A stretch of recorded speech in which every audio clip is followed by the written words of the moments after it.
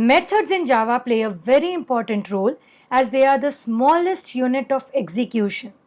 Methods is a place where you write the business logic, and they are also called as reusable piece of code. You write it once and use it again and again n number of times. So let's see how you can create your own custom methods in Java.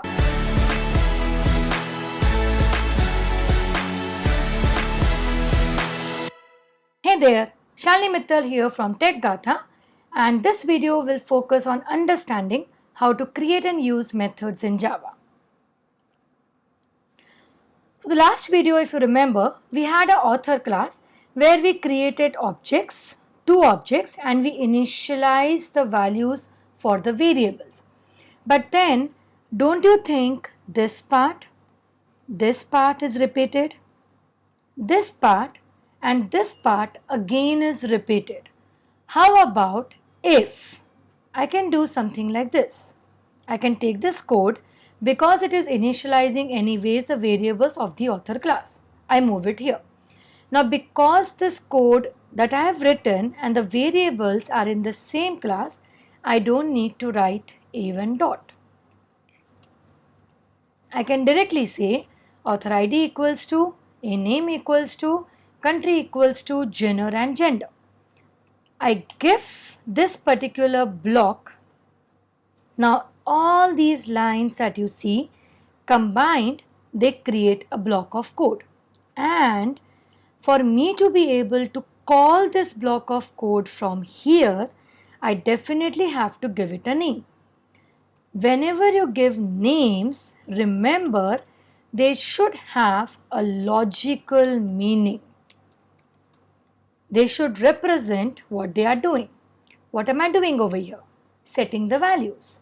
So I can say set details. You can say set student details, set author details, initialize. You can use the English vocabulary as you want. Set details. Now this is not a variable, right? It represents a block of code. It's a method followed by open and closed round bracket. But in Java, there is again a syntax that before the method, you have to specify. Can you see? Return type for the method is missing. At least set the return type to void. Now this is a method that's created. Don't worry about the return type. What is it? We will be creating more methods, more classes, and what is return type will be clear soon. So I have a method wherein I specify because it returns nothing. I just call the method, initialize the values, and that's it. I don't have to write these 5 lines of code over here. I can only say a1.setDetails. See, similarly, I can remove this and I can say a2.setDetails. Same way for these. Why do I have to repeat these, right? Ultimately printing the details of the author. Why not create a block? Again, give it a name. What it is doing.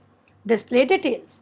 Again, returning nothing. So I can say display details. Open and close round bracket. I can just say a1 dot display details and here a2 dot display details. Of course, here I don't need a1 and here also I don't need to access the variable. Now see, it's very important. The variables defined in a class directly within the class boundary are called as data members because they hold data and they are members of a class. These that you create are called as methods, and because they are part of a class, they are called as member methods of the class. And you have to remember methods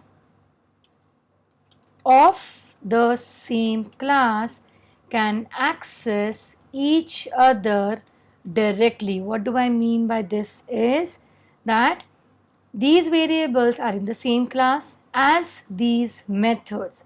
Hence, when the methods access the other members of the same class, they can access it directly. I don't need a1 dot or anything. Not required. But then the question arises, how does Java knows that when I say display details, it will display details of author A1 or author A2? So the method is called on A1. Method is called on A1. This method is called on A2. The values initialized by A1 will be associated by A1. The values initialized by A2 will be associated with A2. Now, of course, here in this case, you would say that both the authors are having the same value, right? Because I am providing the hard-coded values. Absolutely. So, if I run the program and if I show you for A1 and A2, see, author details, let's remove this A1 and it prints the same output. For first author also name Shalini, country India, and for second author also the same. I want to be able to initialize different values. One way is, yes, you can use the scanner class.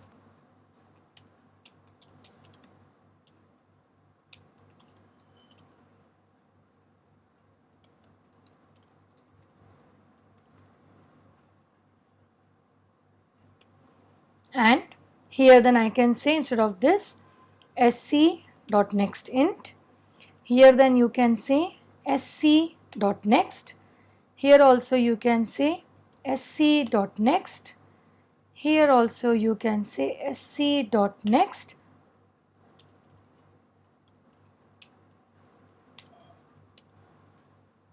and then let me add the SOPs.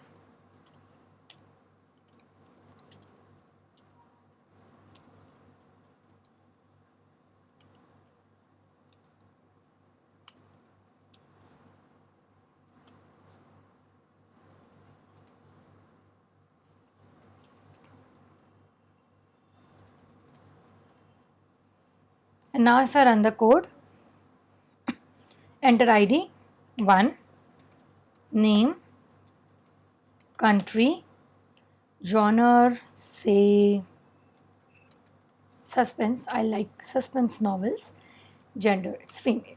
Enter ID for second author, a2.setDetails, 2, name, country, genre,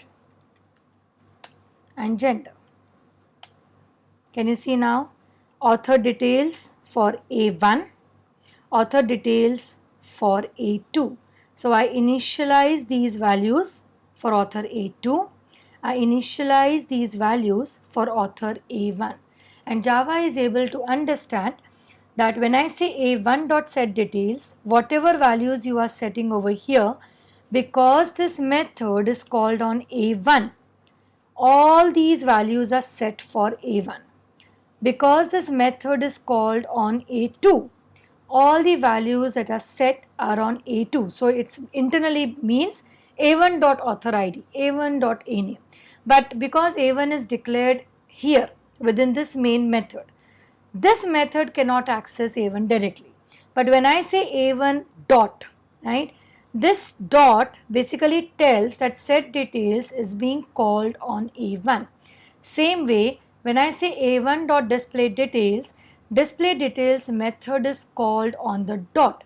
Hence, it is able to recognize that I am being called on A1. So, I have to display the name and country of the author A1, which was whatever was initialized when you called A1.setDetails. This is how you create methods, and now they are reusable pieces of code which you can use it again and again. More on methods in the next video. Till then, happy learning, take care, and bye-bye.